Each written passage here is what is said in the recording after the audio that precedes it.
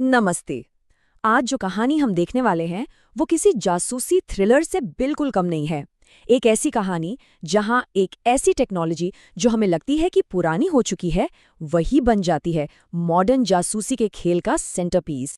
तो सवाल यही है, आखिर 5000 पेजर्स कैसे एक इतने बड़े, इतने सोचे समझे खुफिया जाल का हिस्सा बन गए?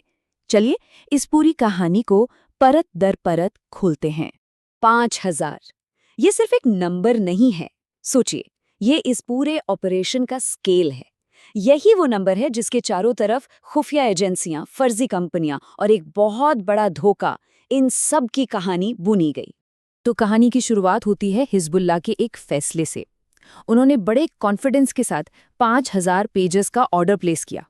उन्हें जरा भी अंदाजा नहीं था कि वो सीधे एक बहुत ही खतरनाक जाल की तरफ बढ़ रहे थे। तो सबसे पहले तो यही समझना पड़ेगा, है ना, कि हिजबुल्लाह को आखिर इन पेजर्स की जरूरत पड़ी ही क्यों? वो करना क्या चाहते थे? अच्छा, तो उनकी स्ट्रैटेजी काफी दिलचस्प थी। उनका गोल था एक ज्यादा सेफ कम्युनिकेशन मेथड पर शिफ्ट होना। उन्हें लगा कि पेजर्स ऑफ द ग्रिड होते हैं और उन्हें ट्रैक करना लगभग नामुमकिन है।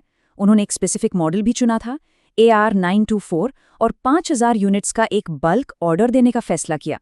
और सबसे जरूरी बात, उन्होंने अपने एक भरोसेमंद सप्लायर को चुना, ताइवान की कंपनी गोल्ड अपोलो, जिनके साथ उनका पहले का भी बिजनेस था। और यही भरोसा उनकी सबसे बड़ी कमजोरी बनने वाला था। और ठीक जब हिजबुल्लाह ये सब प्लान कर रहा था, एक और खिलाड़ी इस खेल में चुपचाप एंट्री ले चुका था। ये थे इजराइल की एलीट इंटेलिजेंस यूनिट 8200 के मास्टरमाइंड्स।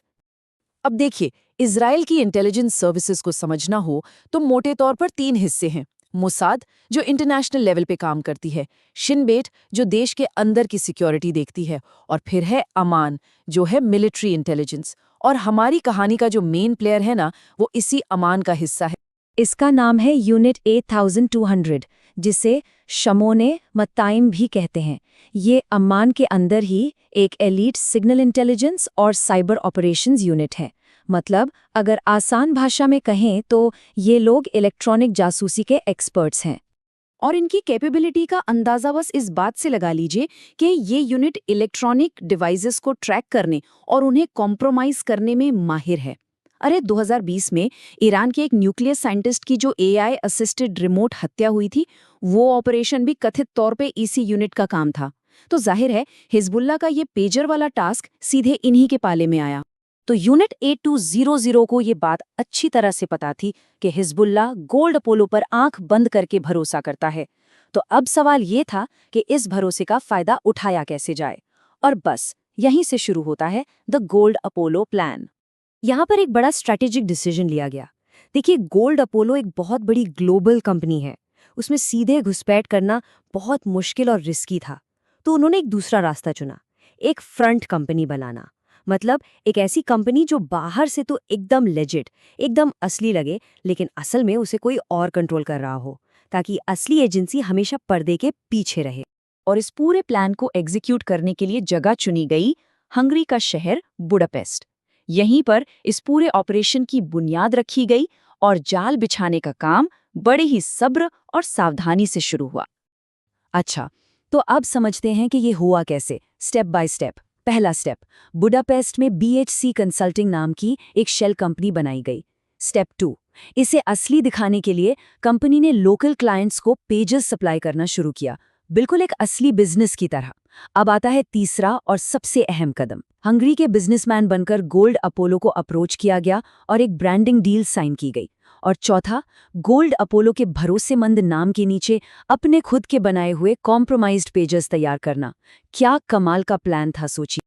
और इस बात की पुष्टि खुद गोल्ड अपोलो के ऑफिशियल स्टेटमेंट से होती है। उन्होंने साफ साफ कहा, हमारा अग्रीमेंट सिर्फ ब्रांडिंग का था, सारा मैन्युफैक्चरिंग BSC कंसल्टिंग कर रही थी। मतलब उन्हें जरा भी आइडिया नहीं था कि वो अनजाने में इतने बड़े इंटेलिजेंस ऑपरेशन का हिस्सा बन चुके हैं। तो अब तक सीन ये था कि BSC कंसल्टिंग के पेजर कागज पर गोल्ड अपोलो के पेजर बन चुके थे। टेक्निकली जाल पूरी तरह से बिछ चुका था, अब बस इंतजार था शिकार के फंसने का। तो अब शुरू हुआ फाइनल फेज। लेबनान में जो इजरायली एजेंट्स जमीन पर थे, उन्होंने अपना काम शुरू किया। उनका मिशन, हिजबुल्लाह के प्रोक्योरमेंट चैनल्स को बड़ी चालाकी से मैनिपुलेट करना और उन्हें बाकी सप्लायर से हटाकर सीधा सीधा बुडापेस्ट की बीएससी कंसल्टिंग की तरफ गाइड करना। अब उन्होंने ये एग्जैक्टली किया कैसे, ये आज भी एक राज है, पर जो भी किया वो उसमें कामयाब रहे। और आखिरकार हिजबुल्लाह ने वही किया जो इजराइल चाहता था। उन्होंने बीएससी कंसल्टिंग को 5000 पेजेस का ऑर्डर दे दिया। मतलब चारा फेंका गया था और शिकार ने उसे निगल लिया। कहानी घूम फिरकर वहीं आ गई जहां से शुरू हुई थी, वो 5000 पेजर्स। तो इस पूरी कहानी से क्या समझ में आता है? यही कि कैसे भरोसे को एक हथियार बनाया जा सकता है, कैसे एक फर्जी कंपनी के पीछे एक पूरी साजिश चल सकती है, और कैसे एक मामूली सा दिखने वाला पेजर एक इंटरनेशनल इंटेलिजेंस ट्रैप का सेंटर बन सकता है। ये ऑपरेशन दिखाता है कि आज के साइबर वॉर के ज़माने में भी क्लासिक जासूसी मतलब ह्यूमन एजेंट्स, साइकोलॉजी और सब्र, इसकी ताकत ज़रा भी कम नहीं हुई है ना? सोचने वाली बात।